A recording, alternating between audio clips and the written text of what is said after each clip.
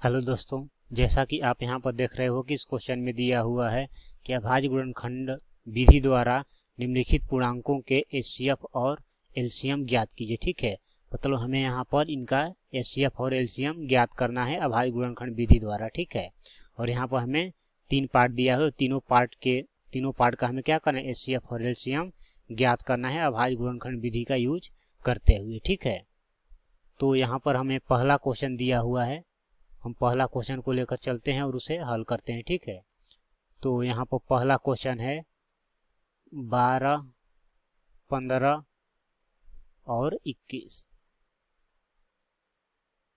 12, 15 और 21 इनका हमें एलसीएम और एचसीएफ ज्ञात करना है। ठीक है, तो इनका अभाज्य गुणनखंड निकालेंगे सबसे पहले। तो अभाज्य गुणनखंड कैसे निकालते हैं, तो जैसे 12 हो गया, हमें 12 का निकालना है।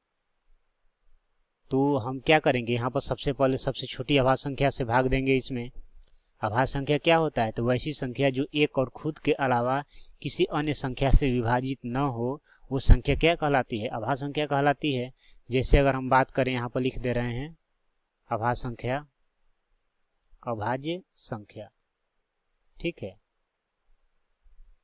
वैसी संख्या जो एक और खुद के अलावा किसी अन्य संख्या से विभाजित न हो, वो संख्या क्या कहलाती है, अभाज्य संख्या कहलाती है। जैसे क्या हो जाएगा, सबसे छोटी अभाज्य संख्या 2, उसके बाद ये हो गया 3, फिर हो जाएगा 5, फिर हो जाएगा 7, फिर हो जाएगा 11, फिर 13, ये सब क्या हो जाएगा, अभाज्य संख्या। ठीक है, तो सबसे छोटी अभाज्य संख्या से भाग देंगे। तो सबसे छोटी अभाज्य संख्या 2 है, 2 से कितने बार में जा रहा है, 6 बार में। फिर ये 2 से जा रहा है कितने बार में, 3 बार में। फिर उसके बाद 3 से भाग देंगे तो ये जाएगा 1 बार में। ठीक है, तो यहाँ पर 12 का अभाज्य गुणनखंड क्या आ गया, तो 12 का अभाज्य गुणनखंड हो जाएगा यहाँ पर 2 गुने 3 हो जाएगा। ठीक है, अब उसी प्रकार हम 15 का लिखेंगे, 15 का, तो 15 का भी इसी तरह निकालेंगे। ठीक है, तो सबसे पहले ट्राई करेंगे, सबसे छोटी अभाज्य संख्या 2 से भाग नहीं लगेगा, तो फिर 3 से ट्राई करेंगे। 3 से कितने बार में जाएगा, ये 5 बार में। फिर 5 से कितने बार में जाएगा, ये 1 बार में।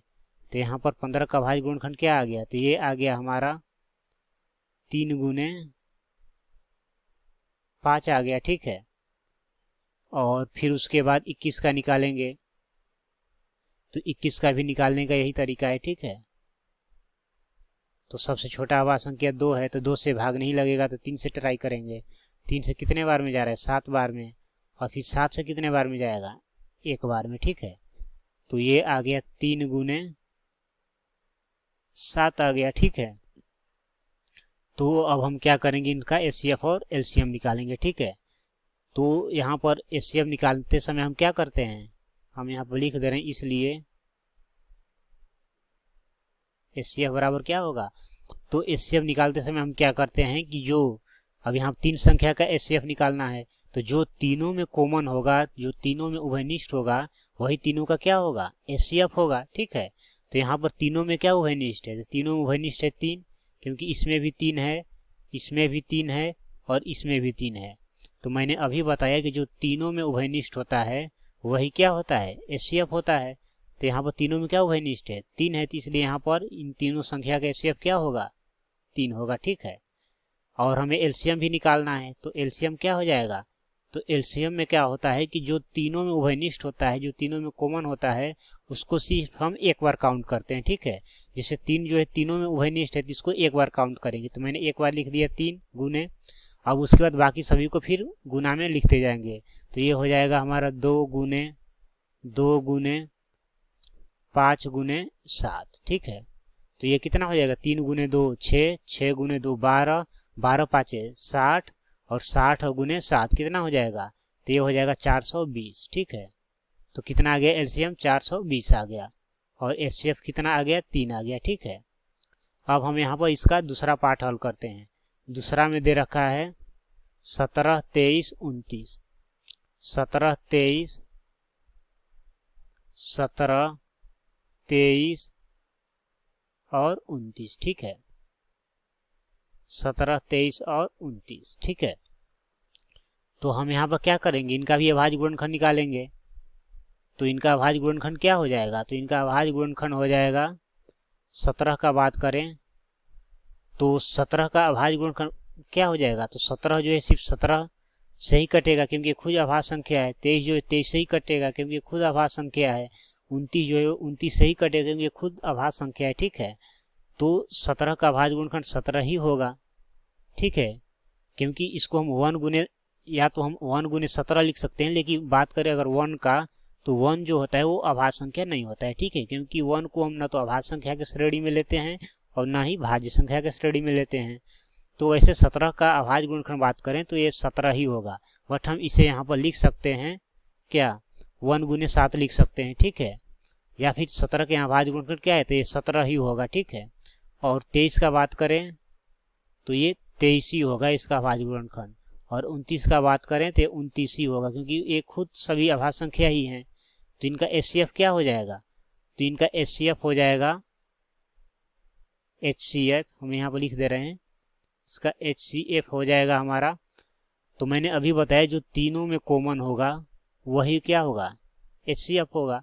तो यहाँ पर 3 संख्या, तीनों में कुछ कॉमन नहीं दिख रहा है, तो कुछ कॉमन नहीं दिख रहा है, इसका मतलब सभी कॉमन क्या है, 1 है। तो इसलिए HCF यहाँ पर क्या हो जाएगा, 1 हो जाएगा। ठीक है, क्योंकि इसको 17 को तो लिख ही सकते हैं 17 गुने 1, 23 को लिख सकते हैं 23 गुने 1, 29 को लिख सकते हैं 29 गुने 1, तो सभी में क्या कॉमन हो गया, 1, तो इसलिए HCF क्या होगा, 1 होगा। ठीक है, अब हम इसका LCM निकालना है, तो LCM क्या हो जाएगा, तो मैंने ये बताया जो तीनों में कॉमन होता है उसको एक बार लिखते हैं और बाकी को हम इसी तरह गुना में लिखते जाते हैं। यहाँ तो तीनों में कॉमन कुछ नहीं है। ठीक है, तो कुछ नहीं है तो मतलब 1 है, तो हम 1 को लिखें ना लिखे कोई प्रॉब्लम नहीं है, लिख भी सकते नहीं भी। ठीक है, तो हम 1 गुने ये क्या हो गया, अब लिख देंगे 17 गुने 23 गुने 29। ठीक है, तो ये सीधा गुना करेंगे तो कितना आ जाएगा, तो ये आ जाएगा हमारा 17 गुने 23 गुने 29, ये कितना आ गया, ये आ गया हमारा 11,339। तो LCM हो गया 11,339, 11,339। ठीक है, अब यहाँ पर तीसरा पार्ट दे रखा है 8, 9 और 25। ठीक है, 8, 9 और 25, 8, 9 और 25, 8, 9 और 25। ठीक है, तब हम यहाँ पर इनका अभाज्य गुणनखंड लिखेंगे पहले, तो 8 का अभाज्य गुणनखंड क्या हो जाएगा, तो इसी तरह जैसे हम ऊपर बताए हैं सबसे छोटी अभाज्य संख्या से भाग देंगे जो कि 2 है, 2 से कितने बार में जाएगा, 4 बार में, फिर ये 2 से कितने बार में जाएगा, 2 बार में, फिर ये 2 से कितने बार में जाएगा, 1 बार में। तो इसका अभाज्य गुणनखंड क्या हो गया, 2 गुने 2 गुने 2 हो गया। और 9 का बात करें तो इसी प्रकार 9 का भी निकालेंगे, तो सबसे छोटी अभाज्य संख्या 2, तो 2 से तो भाग नहीं जाएगा, तो 3 से ट्राई करेंगे, तो 3 से कितने बार में जाएगा, 3 बार में, और फिर 3 से ये 1 बार में। ठीक है, तो ये क्या आ गया, ये आ गया हमारा 3 गुने 3 हो गया, और 25 का अभाज्य गुणनखंड लिखेंगे तो ये क्या हो जाएगा, इसी प्रकार ये हो जाएगा 5 गुने 5 हो जाएगा। ठीक है, तो अब इनका HCF क्या हो जाएगा, तो इनका HCF जो हो जाएगा, अब हम यहाँ पर देखिए HCF का हमने बताया था कि जो तीनों के अभाज्य गुणनखंड में जो क्या होगा, कॉमन होगा, वही क्या होगा, इन तीनों संख्या का HCF होगा। लेकिन यहाँ पर तो कोई कॉमन दिख ही नहीं रहा है, तो हम जानते हैं अगर किसी भी संख्या में कुछ भी कॉमन ना हो तो एक उसमें कॉमन होता है, क्योंकि इन सभी को 1 गुने लिख सकते हैं, 1 गुने 3 गुने 3 लिख सकते हैं, इसको 1 गुने 5 गुने 5 लिख सकते हैं, मतलब 1 कॉमन है। ठीक है, तो ये क्या हो जाएगा, तो यहाँ पर HCF क्या हो जाएगा, इस सब का 1 हो जाएगा। अब हम बात करते हैं यहाँ पर इसके LCM का। ठीक है, तो LCM क्या हो जाएगा, तो LCM हो जाएगा, अब कुछ कॉमन नहीं, मैंने बताया था जो कॉमन होता है उसको सिर्फ एक बार काउंट करते हैं, बाकी सभी को गुना में लिख देते हैं। तो यहाँ तो कुछ कॉमन इसमें नहीं दिख रहा है, तब सीधा सभी को गुना में लिख देंगे। ठीक है, तो ये हो जाएगा 2 गुने 2 गुने 2 गुने 3 गुने 3 गुने 5 गुने 5। ठीक है, तब हम सीधा गुना कर देते हैं, तो ये हो जाएगा हमारा 2, ये हो जाएगा 2 गुने 2 गुने 2, फिर गुने 3 गुने 3 गुने 5 गुने 5। ठीक है, तो कितना आ गया, ये आ गया हमारा 1800। तो LCM कितना आ गया यहाँ पर तीनों संख्या का, तो तीनों संख्या का यहाँ पर LCM आ गया 1800। ठीक है, तो दोस्तों इस क्वेश्चन में हमें 3 पार्ट दिए हुए थे और तीनों पार्ट में 3-3 संख्या दी हुई थी और उन सभी का HCF एवं LCM अभाज्य गुणनखंड विधि द्वारा ज्ञात करना था, जो कि हमने यहाँ पे एक एक करके सभी को हल किया। तो उम्मीद करता हूँ कि आपको ये बात अच्छी तरह समझ में आई होगी। Thank you.